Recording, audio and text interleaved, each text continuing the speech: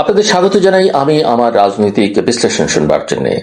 বাংলাদেশ আবারও এক সংবেদনশীল মোড়ে দাঁড়িয়ে। একদিকে নির্বাচন কমিশন সশস্ত্র বাহিনীকে বিনা পরোয়ানায় গ্রেপ্তারের ক্ষমতা ফিরিয়ে দেওয়ার উদ্যোগ নিয়েছে, অন্যদিকে জুলাই সনদ নিয়ে বিএনপি, জামায়াত, এনসিপি ও অন্যান্য দলগুলোর দ্বন্দ্ব আরো ঘনীভূত হচ্ছে। এই দুই প্রবাহ একসঙ্গে মিলিয়ে যেন বাংলাদেশের রাজনীতির ভবিষ্যৎকে এক অজানা স্রোতে ঠেলে দিচ্ছে। 16 বছর পর সেনাবাহিনীকে ফের আইন প্রয়োগকারী সংস্থার সংজ্ঞায় আনা হচ্ছে। এটা নিছক কারিগরি পরিবর্তন নয়, বরং রাজনৈতিক বাস্তবতার প্রতিফলন। নির্বাচনের সময় সেনা মোতায়েন বরাবরই বাংলাদেশের ভোট রাজনীতিতে সংবেদনশীল ইস্যু। 2001 সালে সপ্তম সংসদ নির্বাচনের আগে সেনাদের হাতে বিনা পরোয়ানায় গ্রেপ্তারের ক্ষমতা দেওয়া হয়েছিল। সেই ক্ষমতার ফলে নির্বাচনের মাঠে এক ধরনের নিয়ন্ত্রণ ও আস্থার পরিবেশ তৈরি হয়েছিল, কিন্তু 2008 সালে আওয়ামী লীগ ক্ষমতায় এসে সেনাবাহিনীকে সেই সংজ্ঞা থেকে বাদ দেয়। কারণ রাজনৈতিক নেতৃত্ব আশঙ্কা করেছিল সেনার হাতে অতিরিক্ত ক্ষমতা গেলে ভবিষ্যতের রাজনীতিতে তাদের প্রভাব বেড়ে যাবে। যদিও এই বিতর্ক আছে যে 2008 সালের ওই নির্বাচনে সেনাবাহিনী ভূমিকা আওয়ামী লীগের পক্ষে গেছে বা বিএনপির বিরুদ্ধে গেছে। যাই হোক, এখন 2025 সালে এসে আবারও সেই ক্ষমতা ফিরছে। অনেকের কাছে এটি জনগণের নিরাপত্তার নিশ্চয়তা, আবার কারো কারো কাছে এটি ভবিষ্যতের সামরিকীকরণের পূর্বাভাস। সেনাপ্রধান জেনারেল ওয়াকারুজ্জামান তার বক্তব্য তাৎপর্যপূর্ণ। তিনি বলেছেন, সেনারা যেন আইন অনুযায়ী নিরপেক্ষভাবে দায়িত্ব পালন করে। ইতিহাস বলছে প্রতিটি নির্বাচনেই সেনার উপস্থিতি সাধারণ ভোটারদের কাছে আস্থার প্রতীক, কিন্তু একই সঙ্গে সেনা মোতায়েন রাজনৈতিক দলের কাছে ভয় এবং সন্দেহেরও কারণ।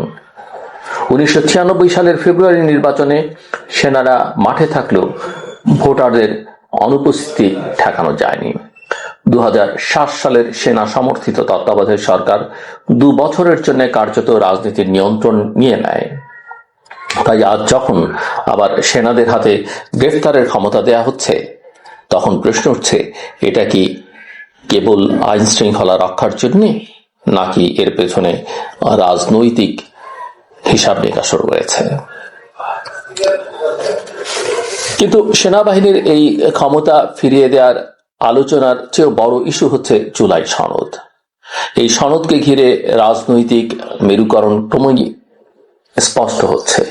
বিএনপি বলছে নির্বাচিত সংসদই সনদ বাস্তবায়ন করবে, কারণ তারা এখনো বিশ্বাস করে ভোট হলে জনগণ তাদের ক্ষমতায় বসাবে। তাই তারা চায় না নির্বাচনের আগেই সনদকে আইনগত ভিত্তি দেয়া হোক। বিপরীতে জামায়াত ও এনসিপি জোর দিচ্ছে নির্বাচনের আগেই আইনি ভিত্তি দিয়ে সনদ কার্যকর করবার উপর।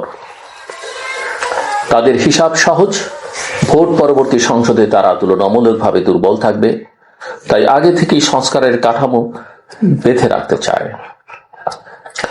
এখানেই বিতর্কটা তৈরি হচ্ছে।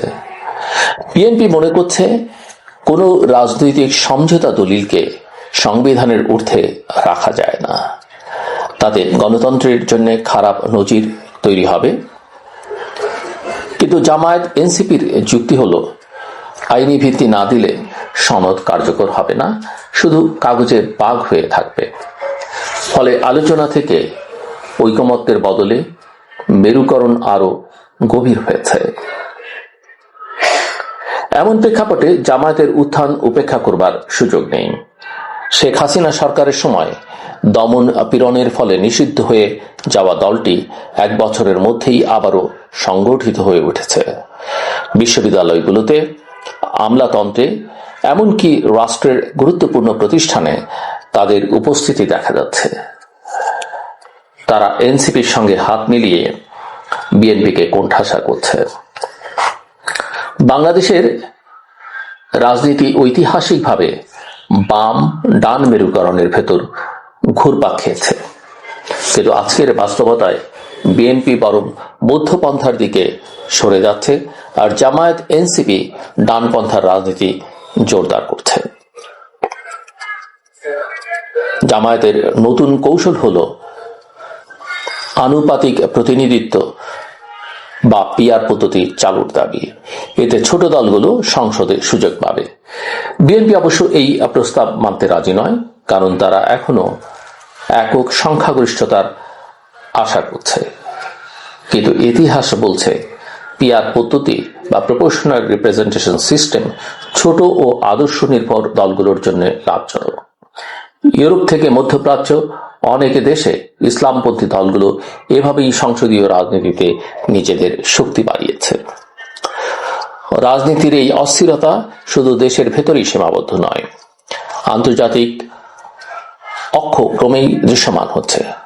পাকিস্তানের একটি ইংরেজি দৈনিক প্রকাশ্যে লিখেছে, পূর্ব পাকিস্তানকে ফিরে আসতে হবে। এটাকে নিছক সাংবাদিকের কল্পনা বলা যায়, কিন্তু সাম্প্রতিক সময়ে পাকিস্তানি কূটনীতিকদের ঢাকায় বেড়ানো এবং নতুন করে সম্পর্ক উন্নয়নের ইঙ্গিত অন্য কথা বলছে। তুরস্ক জামায়াত ও রক্ষণশীল গোষ্ঠীগুলোর প্রতি সমর্থন বাড়াচ্ছে। ভারতের ঐতিহ্যগত প্রভাব হ্রাস পাচ্ছে, ফলে আঞ্চলিক ভূরাজনীতিতে বাংলাদেশ আবারও এক প্রতিদ্বন্দ্বিতার মাঠে পরিণত হচ্ছে। পশ্চিমা শক্তিগুলোর ভূমিকা এখানেও গুরুত্বপূর্ণ। যুক্তরাষ্ট্র ও ইউরোপীয় ইউনিয়ন প্রথম দিকে ডক্টর ইউনূসের নেতৃত্বাধীন সরকারকে ইতিবাচকভাবে দেখেছিল, কিন্তু এখন তারা উদ্বিগ্ন। জামায়াতের উত্থান তাদের মানবাধিকার ও নারীর অধিকার এজেন্ডার সঙ্গে সাংঘর্ষিক।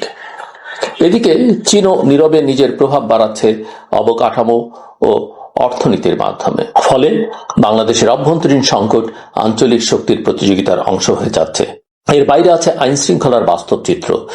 অপারেশন টেবিল হান্ট নিয়ে বড় ঘোষণা দেওয়া হলেও মাঠের বাস্তবতায় তেমন কিছু ঘটেনি। প্রতিদিন খুন, ছিনতাই, নারী ও শিশু নির্যাতন বাড়ছে। পুলিশের তথ্য বলছে গত 6 মাসে শুধু ঢাকায় 121টি খুন হয়েছে। জনমনে ভরসার সংকট তৈরি হয়েছে। এরই মধ্যে সেনাদের হাতে বাড়তি ক্ষমতা আসছে। সাধারণ মানুষ এটাকে আস্থা হিসেবে দেখলেও রাজনৈতিক মহলে শঙ্কা আছে, এটা কি সামরিকীকরণের ইঙ্গিত নয়? সব মিলিয়ে বাংলাদেশের রাজনীতি আজ 3টি অক্ষে ঘুরছে। প্রথমত সেনাবাহিনী ও আইন শৃঙ্খলা প্রশ্ন, দ্বিতীয়ত জুলাই সনদের বাস্তবায়ন বিতর্ক, তৃতীয়ত জামায়াত এনসিপির উত্থান এবং আঞ্চলিক অক্ষের পরিবর্তন। বিএনপি এখনো বিশ্বাস করে নির্বাচনের পথেই তাদের জয় সম্ভব, কিন্তু তাদের সামনে কৌশলগত চাপ তৈরি করছে জামায়াত ও এনসিপি।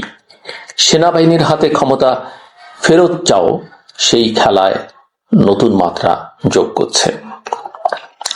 বাংলাদেশ আজ এক অস্থির সন্ধিক্ষণে। ভোট, সনদ, সেনা, জামায়াত সবই যেন এক অদৃশ্য জালে জড়িয়ে গেছে। ফলাফল যাই হোক, এটা স্পষ্ট যে আগামী কয়েক মাসের ভেতরেই বাংলাদেশের রাজনীতির গতিপথ অনেকটা বদলে যাবে। ইতিহাসের এক গুরুত্বপূর্ণ অধ্যায়ের সামনে দাঁড়িয়ে আছি আমরা, যেখানে একদিকে শৃঙ্খলার প্রতিশ্রুতি, অন্যদিকে বিশৃঙ্খলার সম্ভাবনা সমানভাবে বিদ্যমান। হয়তো এই মুহূর্তেই ঠিক হয়ে যাচ্ছে আগামী প্রজন্মের বাংলাদেশ কেমন হবে।